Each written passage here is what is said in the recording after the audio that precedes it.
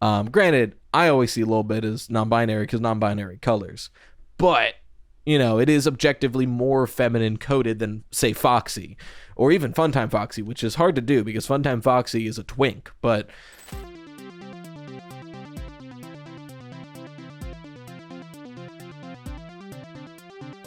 Ladies, gentlemen, and those with the good sense to do away with the whole notion, I welcome you to the premier audio medium for all your Fazbear entertainment needs, the Freddy Fazbear Pizza Podcast. Note, FFPP is not responsible for any loss of appetite, disinterest, dismemberment, or other legally classified statuses. So strap in and enjoy. Hello, everybody, and welcome back to the Freddy Fazbear Pizza Podcast. I'm your host of the host, Rytos, to talk about Five Nights at Freddy's like we usually do. Today's topic is a bit of a continuation from something that I was thinking about on a streamer podcast. I don't know. I'm so scatterbrained recently. I was talking about it at some point, but I kind of wanted to delve deeper into those thoughts and consider it. It's kind of an extension of MimicCustody, the theory I put out last week that the point of security breach is Glitchtrap / William Afton is fighting over control, or like fighting over the reclamation of the body of M2, the mimic we see in the basement, fighting against M1, Fiona, who wants to turn M2 into David. It's this battle of M1 and William Afton duking it out to get M2's body for different purposes. Go a little lower, actually. So that was the theory, and I still need to do a theory on Mimic's kind of say in this, where the Mimic wants to be in this. Maybe that'll be this week, maybe it'll be next week, I don't know. But one of the things that I wanted to touch on is, in that framework, I think there's a new way to be looking at Help Wanted 2. Because up until this point, Help Wanted 2, in my opinion, was GGY / Dr. Rabbit / M5, I guess, fighting over the control of Cassie's dad's body as a new host now that Gregory's gone, and fighting Vanny for that spot. So that was my thinking, but I do like that theory. But in this new context, I think there's another explanation for Help Wanted 2, and that is us kind of weighing in on one side or the other. Are we joining Glitchtrap's side, or are we joining Fiona's side? Like, in that framework, a lot of Help Wanted 2 starts to make a lot more sense. Not all of it. Like, I still don't really understand why there's so much sister location in there, but a lot of it does start to line up, but specifically thinking about the endings. So, like, Help Wanted 2, the majority of Help Wanted 2, we are listening to Helpy on a projector give us tasks and collecting these Faz Force figures, which turn into 5-1 to make one whole thing, and doing so revives Glitchtrap.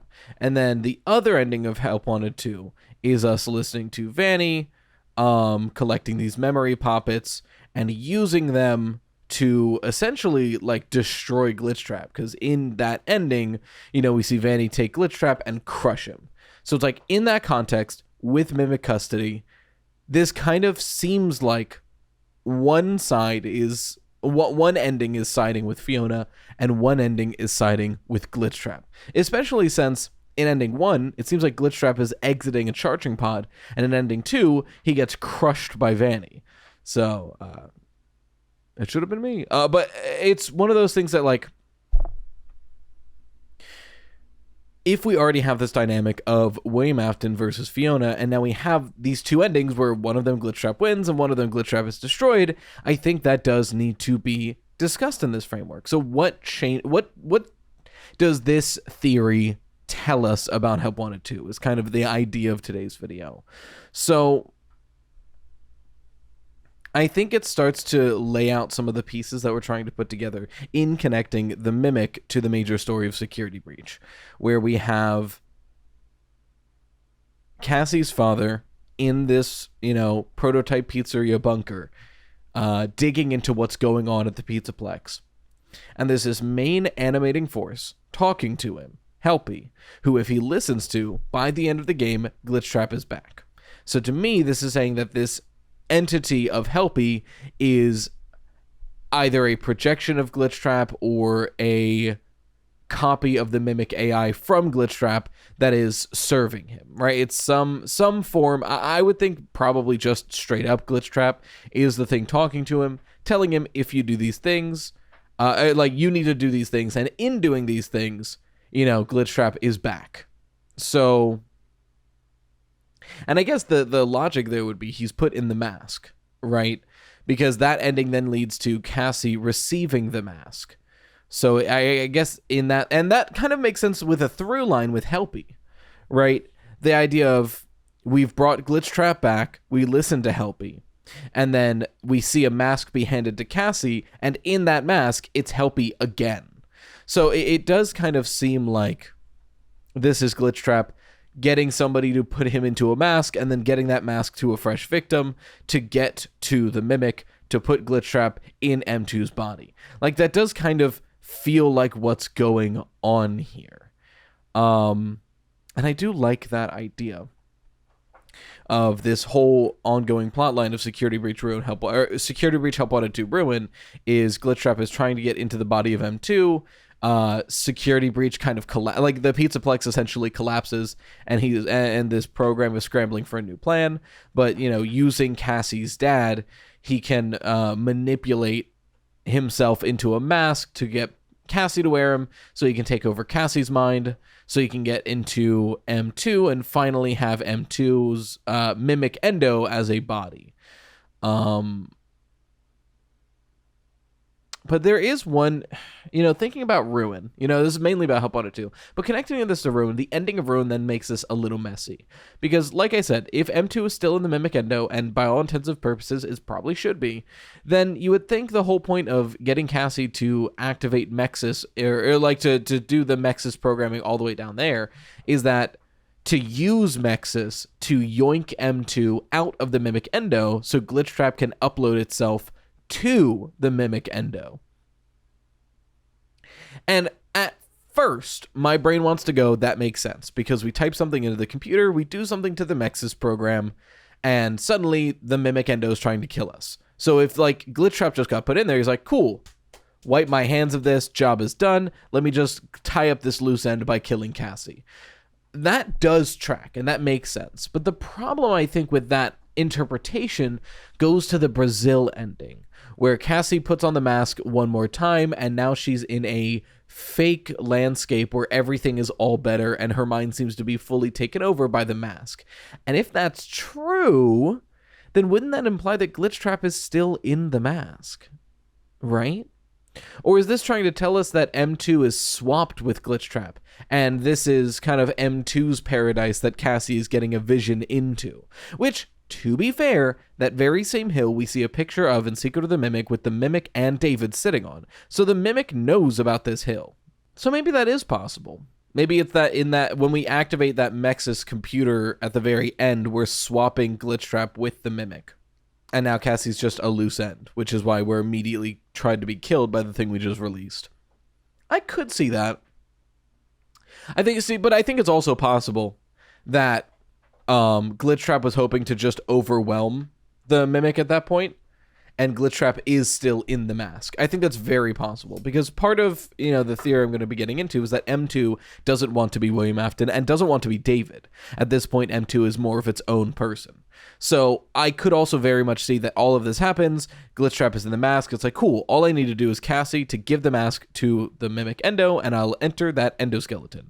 And suddenly M2 sees Cassie, sees the mask, and goes, I need to destroy these things. Because it's notable that the jump scare is a hit directly to the eyes. Right? The jump scare is the Mimic grabs you and then goes square into your vision, which could be a matter of, I'm going to kill Cassie and break the mask. And if so, Cassie puts it on one more time, and Glitchtrap tries to fully take over her brain to get himself out of there. I think both of those are reasonable explanations for this interpretation, that the Help Wanted 2 ending that leads to Ruin is Glitchtrap winning over Fiona and shutting Fiona out from access. I think that's very possible. I think we're not going to be able to have a good definitive answer on that until the next game in the timeline to give us more information on which ending is canon and who's an active player in the current plot. Until then, it's kind of up to interpretation, which is a lot of Five Nights at Freddy's, But the slight problems with his interpretation, which I still do like, but the slight problems with his interpretation don't just stop with the connections to Ruin.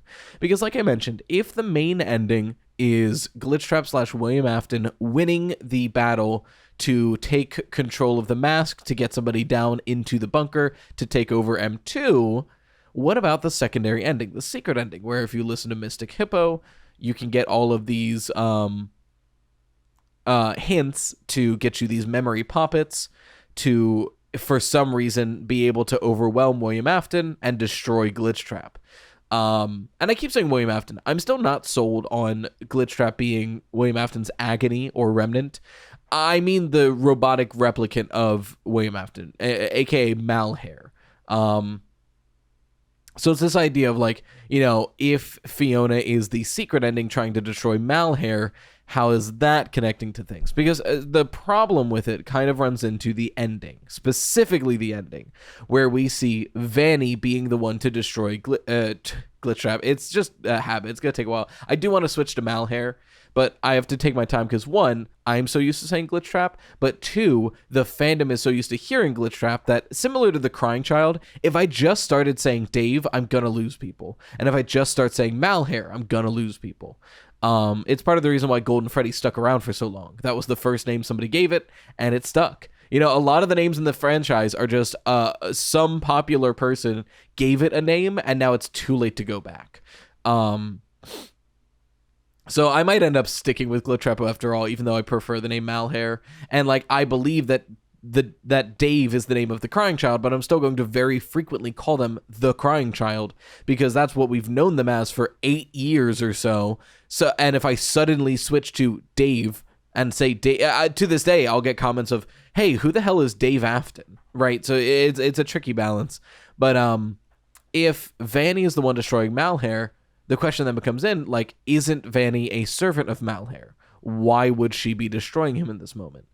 And I think there's explanations for it, but they're all speculative. Like, there's no evidence to, like, show us why Vanny would be destroying Malhair. My best guess beforehand was the whole GGY versus Vanny debacle, where technically, if we go in the flesh logic, and I was right about this, right? One of the things I'm always going to love is that the in the flesh logic leads you to being correct about what Vanny and GGY are before Secret of the Mimic. Because before Secret of the Mimic, because of the in the flesh connections, I was saying that Glitchtrap copied itself into Vanny's, and this is, again, primarily because I read In the Flesh once, but somebody sent into the email that in the Flesh, there are digital spring traps there's a digital spring trap in this VR game that Matt is making, and he replicates itself and kills the old version of it. And this is just a cycle that keeps continuing and making better and better and better spring traps. So the idea that Vanny is a copy of Glitchtrap and GGY is a copy of Vanny means that not only, sure, they might be be made to serve, but it's not unprecedented for Vanny or GGY to kill the version above them. So then the idea of Help Wanted 2 being the battle between Vanny and GGY, one kills the other, made a lot of sense. And I still think that's a possible explanation.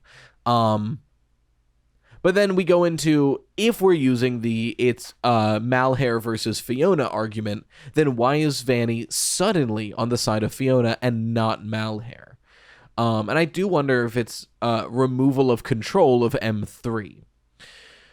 I will say, thinking about M3, I think it's probably more accurate to say it's an M1-A, but that's just a mouthful, because, like, in the logic of this, I wouldn't doubt if William used the original Mimic schematics to start working on a copy of himself, which would have been M1 again, but this is a separate branch instead of a continuation of M2's code or whatever. But regardless, if it's Malhair versus Fiona, Vanny suddenly being on the side of Fiona needs to be explained. And I think it can be. So let's go through the secret ending in this perspective. First of all, I think Fiona speaking through Mystic Hippo makes sense on so many levels. Firstly, we now have confirmation from Secret of the Mimic that Mr. Hippo and likely Mystic Hippo are creations of Murray's Costume Manor. So Fiona has a connection there.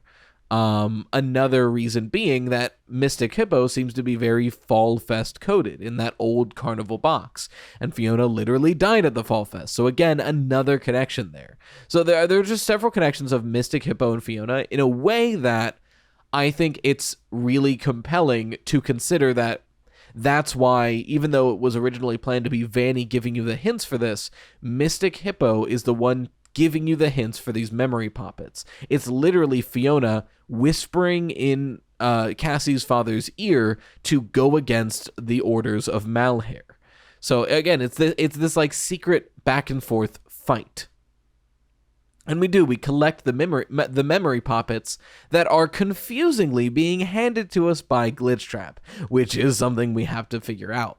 But they're being handed to us by Glitchtrap, and eventually it gives us access to Princess Quest 4, which we can get inside of, get really deep into, turn in the memory poppets, and suddenly Glitchtrap is able to be destroyed. And that's always been weird, especially because we go into a building, enter the sister location elevator, and suddenly we're in a crane machine. That Moon takes the Glitchtrap plushie from us and gives it to Vanny, who crushes Glitchtrap. There's a lot of weird parts of this that never had a great explanation until... not even great. They never had a great explanation, period, and they have a decent explanation now. I think... Podcast first, I think I'm going to stand up because I'm a little eepy, and I think that'll help. Another thing that helps with being eepy is GAMERSUPPS, and you too can get some GAMERSUPPS with code RYTOAST for 10% off. No offense, it's just good stuff, and you should get some.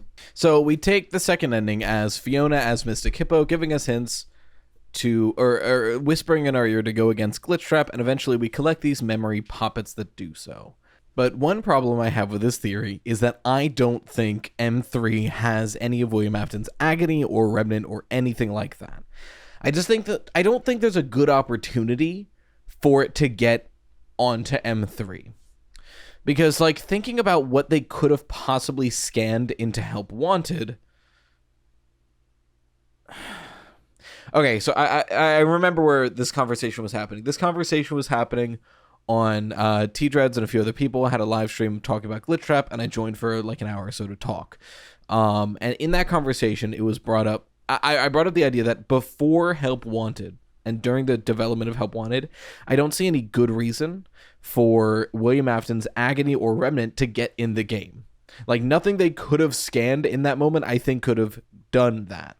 So the question is, does that attach to Malheur once it and Vanny are digging into the pizzeria location? Possibly, but at that point it's like, why? But Help Wanted 2, the way we defeat Malheur is very spiritual. We get poppets of his victims, of the victims of William Afton, and then immediately after we're able to crush Glitchtrap. So what's the deal? That goes against this. I don't have a good explanation for that. My best guess is either these plushes are more representative of weaknesses in the code or weaknesses to the Mimic, or it could be along the lines of how M2 is made docile when we read it a bedtime story and give it the white tiger plushie. Maybe in a similar way, we are collecting things that are close to the memory of William Afton to make M3 or Malheur more docile to then destroy it while it's in that weakened state. I think it could be like that too. I'm not really sure.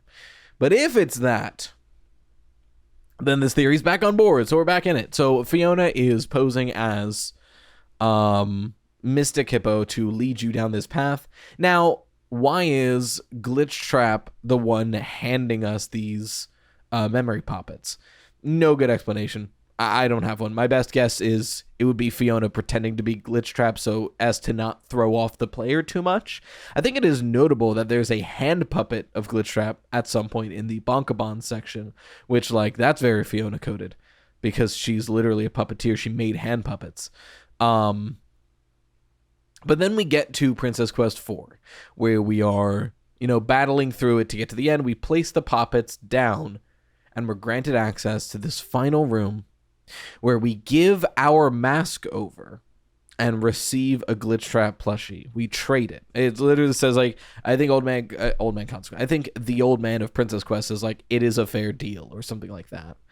But then we take that plushie into this massive prize claw machine that Vanny is playing, where Moon is the claw that takes the Glitchtrap plushie to Vanny, which then she destroys Glitchtrap in front of us and leaves us in the prize machine.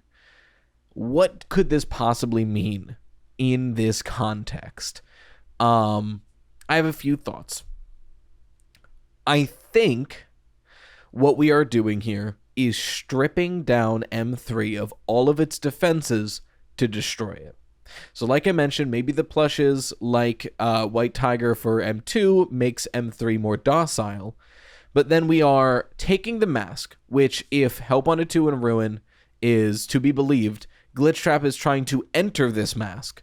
We take the mask, we give it up, and receive the Glitchtrap plushie, which, you know, in Help Wanted was symbolic of Glitchtrap iterating inside of Vanny's mind. So this does seem like this is an embodiment of Glitchtrap.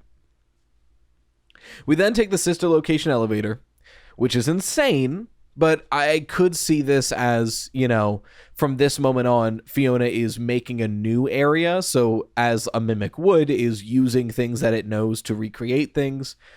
I'm not sure. It could be a lot of things. Or it could be, you know, if we're going off of my ideas on MimicCustody, this is where William could have taken the Mimic program, right? He would, and replicated himself using it. It would have been in the bunkers that later are turned into sister location. So in a way, we're going back to the location that M3 was created and cultivated to destroy it. I could see that too. But we have that. And then the big question, why is Vanny here? I don't have a great explanation. My only explanation is similar to what it's been in the previous explanations, which is Vanessa has always been the reluctant follower, and it seems like the moment that Malhair doesn't have a hold on Vanessa and her actions, she would rebel. So it seems very possible that if Fiona is like, hey, I have a plan to destroy Malhair, Vanny would, or Vanessa at least, would be on board. And since we're already stripping back these protections and all this away from Malhair and making it weaker and weaker and weaker, if Vanny is able to break free from that, or even if Vanessa is able to break free from that, then I totally see her being the one to destroy Malhair. Be like, okay, he's been weakened, give him to me, crush. Especially considering that this is all digital space, right? Like, we're inside of Princess Quest 4. We're not literally in a giant claw machine. So this is like a digital representation of what's happening. So I could totally see if Fiona keeps creeping into these systems and whispering to the ears of the followers of Malhair to destroy Malhair from within, the idea of Vanny using the things that Malhair and Vanny had created to protect and promote Malhair throughout the Pizzaplex, using them against him to destroy him. The idea of Moon being a follower of Malhair as previous, working with Vanny, you know, all of this being linked to that makes a lot of sense.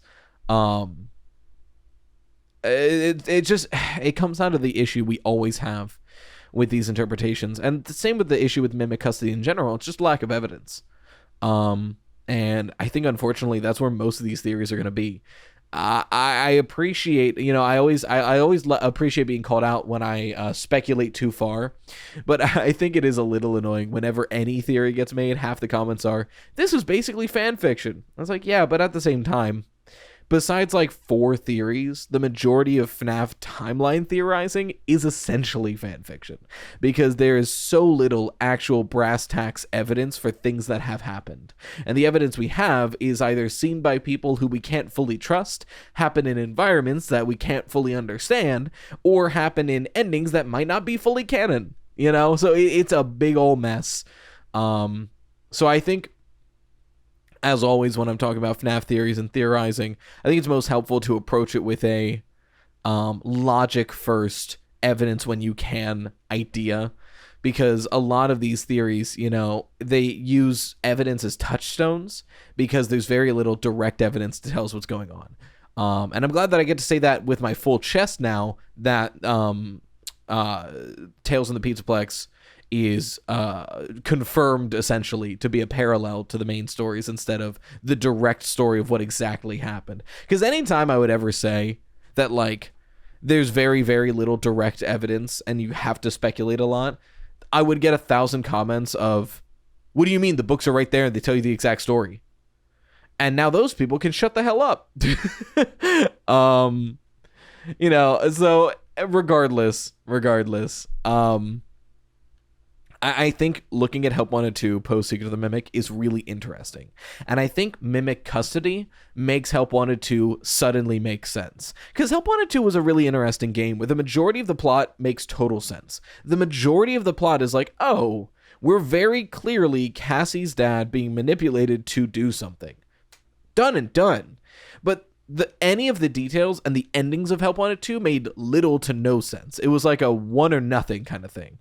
So the idea of taking MimicCustody and applying it to Help Wanted 2 and having everything kind of fall into place like that feels good. Obviously, there are still pain points. Frankly, I would never be confident that I'm right because every time a new game comes out, 7 other games change. So I feel good about this. I wouldn't bet money on it though. So, but to be fair, that's most FNAF theories is like, I feel really good about this. I wouldn't bet more than $10 on it though. But I'd love to hear what y'all think about that. And I guess we'll move on to questions at this point because we're approaching the 30-minute mark if we're not already there. Hopefully I have enough questions. I might need to get more because I only have like a page worth. But we will do some questions. And if you want your questions answered on the podcast, feel free to send them into Freddy Fazbear Pizza Podcast at gmail.com. That is in the description and copy and paste because it's a pain to type out. But our first question comes from Nick, him. In Security Breach, Moon works for Afton and or Vanny, but Sun doesn't. Sun run how his programmed, while his other personality, Moon, wants to capture you. Why is that?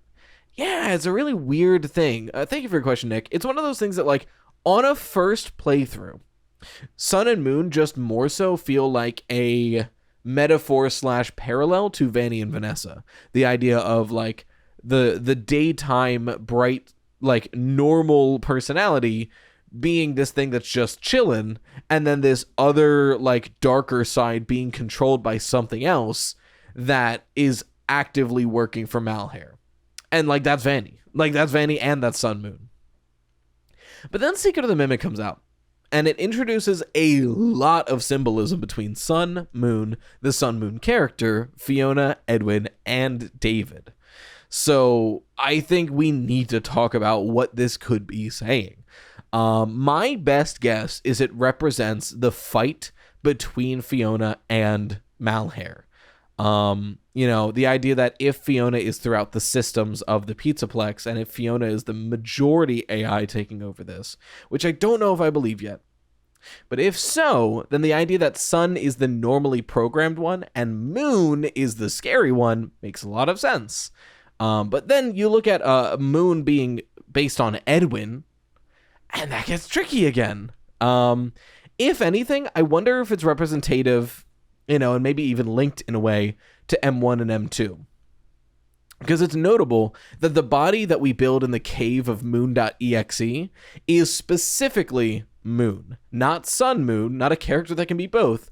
It is specifically Moon that we build for, I believe, M2 in the cave of Moon.exe. But to be fair, the very next page we talk to Mr. Helpful, and he says you are Sun and Moon. So maybe it's just a pixel art limitation. Who can say? But in a way, Sun and Moon is very Fiona and M1 and M2 coded. The idea of a robot who is generally cheerful and helpful, who is acting as they are supposed to be programmed, and a robot in the same body that is not acting how it's supposed to be programmed and is scary and intimidating, that is literally M1 and M2. So, like, there's that too. It's really hard to tell if Sun Moon is supposed to be a metaphor for what's going on or something more direct. Because the final nail in the coffin of all of this is Eclipse, which seems to be, I would think, M2 in his ideal form. The idea of something that is a new character born of two halves, born of all of this mess, a whole and finished version of itself, which I think maybe is what M2 is trying to be. The idea that M2 doesn't want to be William Afton, M2 doesn't want to be David, M2 wants to be M2. But it's something that's really interesting and gets fuzzier and more weird the more you think about it. Because then, with all the sun and moon imagery, you look at Mystic Hippo's cards, which do somewhat look like a smiling sun and a frowning moon. You look at the window of Murray's Costume Manor, and you see the sun-moon painted window. You see that throughout Murray's Costume Manor, Moon is a real character, but Sun isn't. Yet in Moon.exe, Moon is still a character, and Fiona has chosen to represent herself as a sun.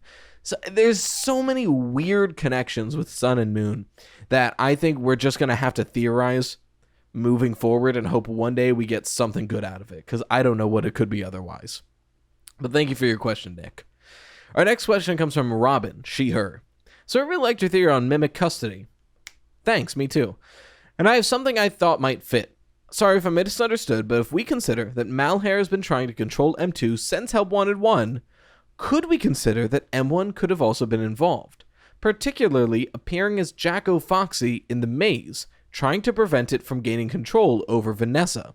I thought of this because of all the relationships between Fiona, Fires, Foxy that have appeared, and the fact that this minigame appears right before the big Vanny reveal. Honestly, Robin, that blew my mind when I read that question. Thank you for your question. I didn't even consider the fact that Jack-o-Foxy is an incredibly close tie to M1/Fiona, right? Because we know for a fact that Fiona created at least Roxy, which implies that the entire Foxy puppet show was a creation of Fiona, the human being, who later is recreated as M1, but it seems like incredibly closely tied that the tie of Fiona and Foxy seem like this. Like, that's incredibly closely tied.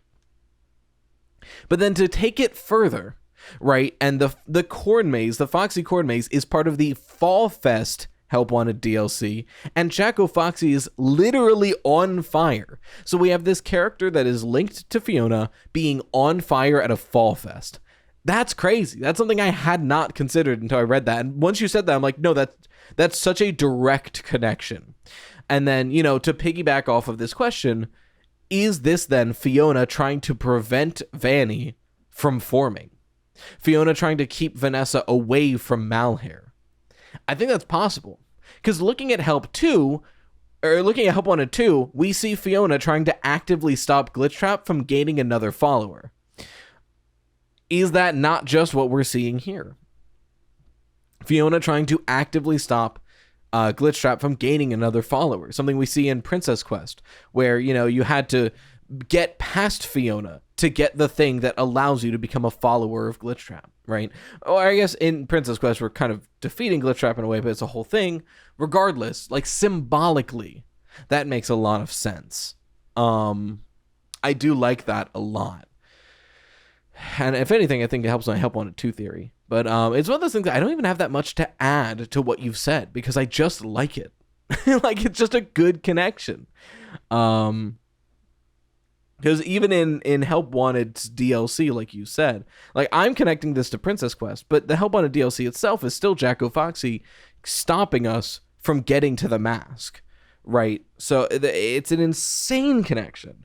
But I think it's also interesting to then put, I wonder if that's why in Ruin we are made to destroy Roxy, and why in the Security Breach Pizzaplex, Foxy's area is never finished. I wonder if this is M3 actively trying to destroy the legacy of Fiona. Like, if Foxy's area never gets built, although it's very clear that they were trying to build it, it's never finished. Is that M3 going, well, that's Fiona's creation, that's not mine? And then, Roxy, the deactivation of Roxy is always suspicious because it's like, she's the final security node and she doesn't look like a security node. She doesn't function like a security node and she isn't turned off like a security node. It just seems like we're deactivating her for no reason. And, previously I thought it was because Roxy seems to be breaking away from the Mimic's AI. So to protect itself, it's like, shut it down. But maybe part of it is M3 being like, that's Fiona's character, get it out of here. That's really interesting. In a way, if we want to get really meta about this, in a way, the idea that Roxy Raceway is built directly above the prototype pizzeria is interesting. It's almost like Fiona is keeping M2 hidden. It's almost like the legacy of Fiona is helping to bury M2 and keep M2 away until M2 can one day be David, with the idea that Roxy Raceway is built directly on top of the prototype pizzeria. It's really interesting to consider the characters that Fiona created in reference to how they act. And if we want to get even more meta about this, Chica's Party World already existed before Murray got their hands on it, but we know that Fiona redesigned Chica for Chica's Party World. And not only on the left side in Princess Quest do we have to get past Jack-o-Foxy, but on the right side, we're being stared down by Chica. It's one of those things where there's a lot of connections now that we start piecing that together. I wonder if there's any more connections with Foxy and Fiona in that way. Like, is that why Foxy's always on his own? Because William Afton resents that that's not one of his characters. It's Fiona's character. Is that why... hell, is that why Lolbit has such a presence in Sister Location? A digital Foxy that interrupts you? Like a feminine digital Foxy that interrupts you. That seems very M1 to me, thinking about it. Granted, I always see Lolbit as non-binary because non-binary colors. But, it is objectively more feminine coded than, say, Foxy. Or even Funtime Foxy, which is hard to do because Funtime Foxy is a twink. But the idea of M1 linking maybe even to Lolbit is really interesting.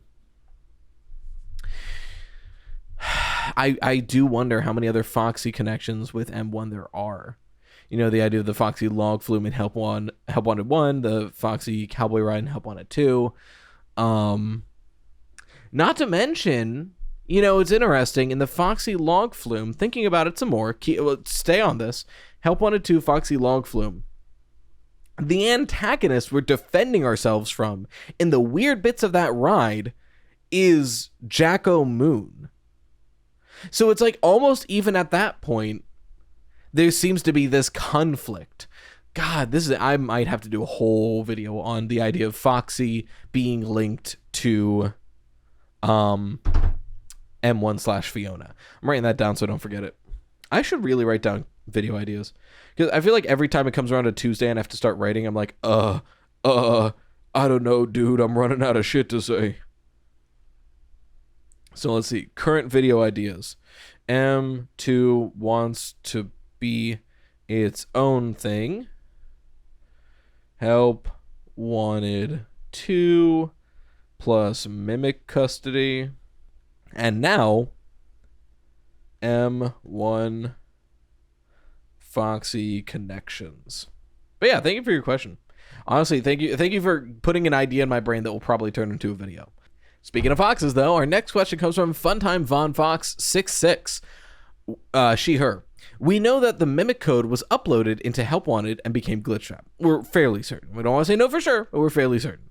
My theory is that there is 2 Glitchtraps in the game. We see Glitchtrap at the end of the pizza party before dancing around while we're stuffed into Freddy, mimicking the MCI. I think that what we see is an intended part of the in-universe game, but the one we see in the hub world and the endings is the Mimic code, since the pizza party one, no matter what, remains after everything in the game. but we can't get the other Glitchtrap back unless we restart the whole game. He also waves at us like the Pizza Party Glitchtrap, but more glitchy, like he's trying to mimic it.